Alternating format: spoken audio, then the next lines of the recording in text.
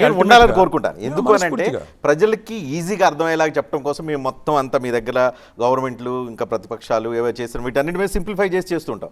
రాజకీయ నాయకులు అది చేస్తే ప్రజలకి ఇంకా బాగా అర్థమయ్యే అవకాశం ఉంది. రాత్రి నేను రోడ్ షోకి వెళ్ళేటప్పుడు నాతో తలసాని సాయి కిరణ్ యాదవ్, మా శ్రీనివాస్ యాదవ్ గారు అబ్బాయి ఉన్నాడు, ఆ తమ్ముడితో ఇదే మాట ఇదే చెప్పాను. ఇది ఏంది, ఇది ఊరికే మనం అందరిని ఇబ్బంది పెట్టడం, మనం కూడా అమెరికా స్టైల్లో ఇద్దరు అభ్యర్థులకి పార్టీలకి నేను ట్రై చేస్తున్నాను కానీ రావట్లేదు. చేయండి, దానికి మీరు ఓకే అంటే మీరు రేవంత్ రెడ్డిని పెడదామని ఉంది. అంతకుముందు చంద్రబాబు నాయుడు జగన్ పెట్టాలంటే అది అయ్యే అవకాశం లేదు. ఆయన వస్తానంటే మీరు ఎప్పుడు పెడతారో చెప్పండి, నేను వస్తాను.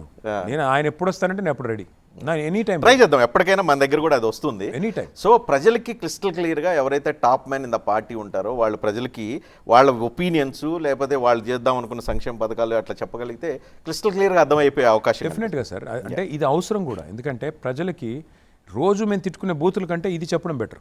నీళ్ళకి ఎంత ఖర్చు పెట్టాం, వైద్యానికి ఎంత ఖర్చు పెట్టాం, ఆరోగ్యానికి ఎంత ఖర్చు పెట్టాం, రోడ్లకు ఎంత పెట్టాం, ఫ్లైఓవర్లకు ఎంత పెట్టాను, విద్యుత్కి ఎంత పెట్టాను, ఇవి చెప్పి సంక్షేమం ఎంత చేశాను, డెవలప్మెంట్లో కూడా వెల్ఫేర్లో కూడా బ్యాలెన్స్ ఉందా, లోపించిందా, ఓన్లీ వెల్ఫేర్తో గెలవాలనుకుంటున్నానా, డెవలప్మెంట్ కూడా చేశానా లేదా, ఇది పారదర్శకంగా ప్రజల ముందు పెట్టి వాళ్ళ మనసు గెలుచుకుంటే తప్పే ఉంది.